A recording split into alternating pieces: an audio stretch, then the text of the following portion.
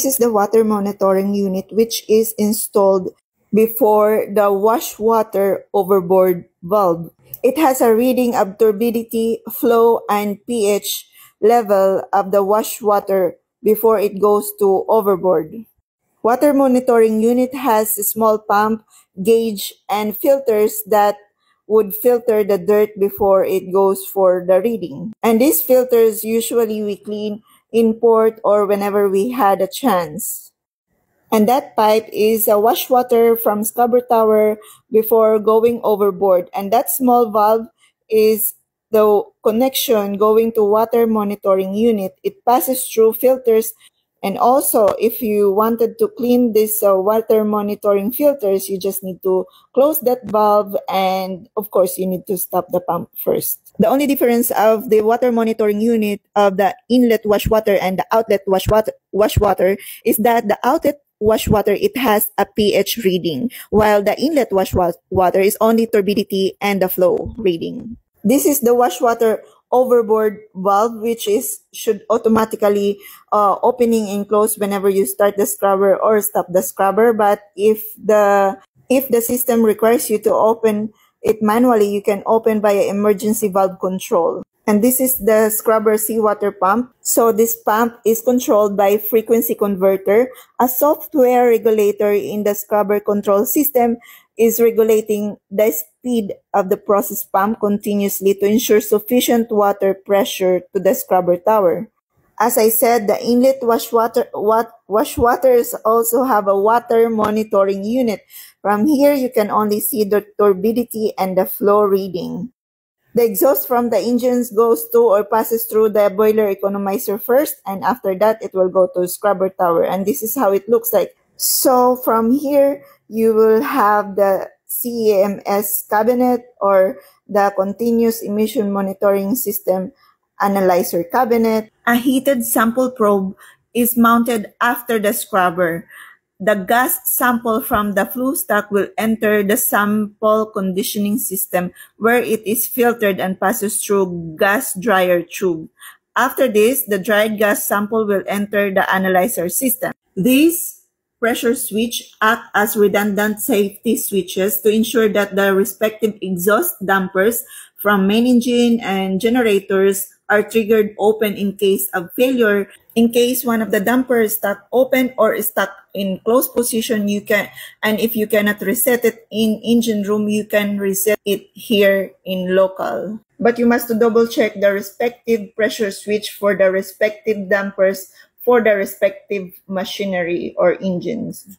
This is the exhaust damper of auxiliary engine number 2 and as well as auxiliary engine number 1, exhaust damper of auxiliary number 3, and you can also actually bypass all this exhaust, not going to the scrubber tower, and this is exhaust damper of main engine. And this is how scrubber tower looks like from the outside on actual, as you can see. And these are air valves that pneumatically actuate the opening and closing of exhaust dampers and seawater valves or wash water valves. So if the exhaust dampers or the wash water valves are indicating very slow opening or it's not opening, you can also check first the air pressure and air connecting pipe.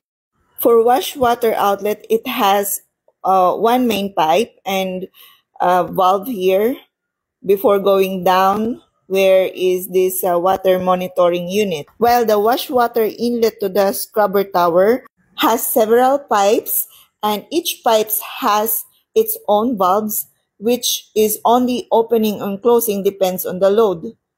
So these valves can open on percentage, depends on the demand. So it will be open, depends on the load. So it can be open 50% or 70%, depends on the load.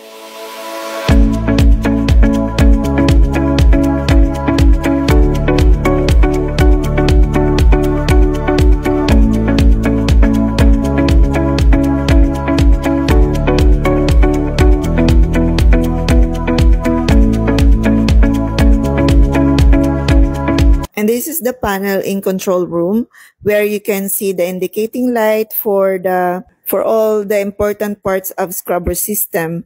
So as you can see, you must to press this power request.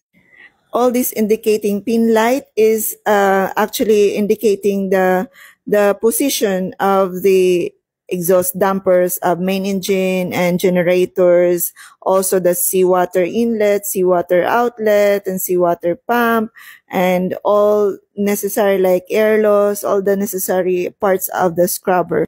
So when you press the power request, you can see a yellow color on that start, and you can long press that one so to start the scrubber system.